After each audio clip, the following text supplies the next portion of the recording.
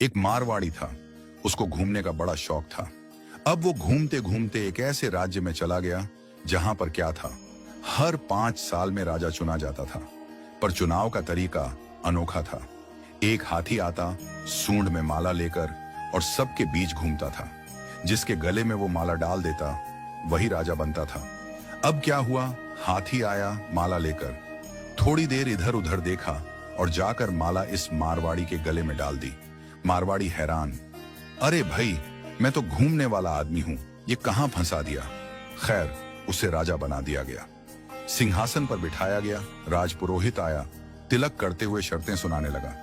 भैया, आपको 5 साल के लिए राजा बनाया जा रहा है, लेकिन 5 साल पूरे होते ही आपको यहां से सैकड़ों किलोमीटर दूर एक उफनती नदी के किनारे छोड़ दिया जाएगा।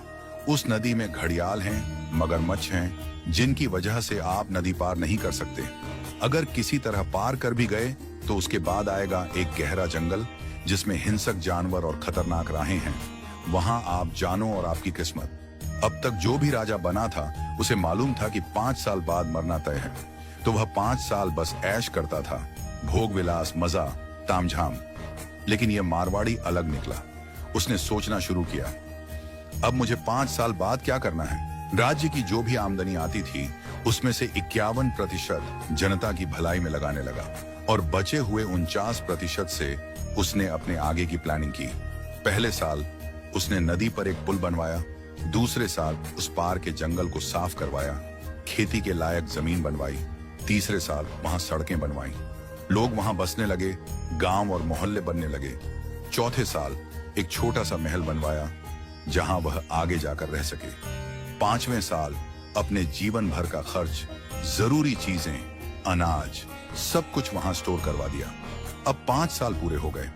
परंपरा के अनुसार लोग उसे ढोल नगाड़ों के साथ विदा करने आए।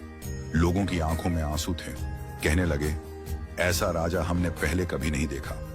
वो राजा था मारवाड़ी, शांत मुस्कान के साथ सबको प्रणाम किया और उस पुल पर चढ़ गया जो उसने खुद बनवाया था। लोग अवाक रह गए। हजारों राजा आए गए, मारे गए, लेकिन ये पहला राजा था जो भवसागर को पार कर गया। कथा का संदेश, हम सभी इस धरती पर सीमित समय के लिए आए हैं। ये जीवन 5 सालों की तरह है।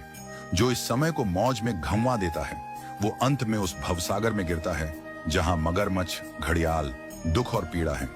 लेकिन जो जीवन का उपयोग अच्छे कर्मों, जनसेवा और प्रार्थना में करता है वो इस जीवन से परे उस पार पहुंच जाता है। तो आज ही से भवसागर पार करने के लिए अपना पुल बनाना शुरू कीजिए, ताकि जब आपका कार्यकाल समाप्त हो तो आपको भी सीधे ठाकुर जी के पास बैकुंठ में वास मिले और आपके अच्छे कर्मों की वजह से आपको हमेशा के लिए याद रखा जाए।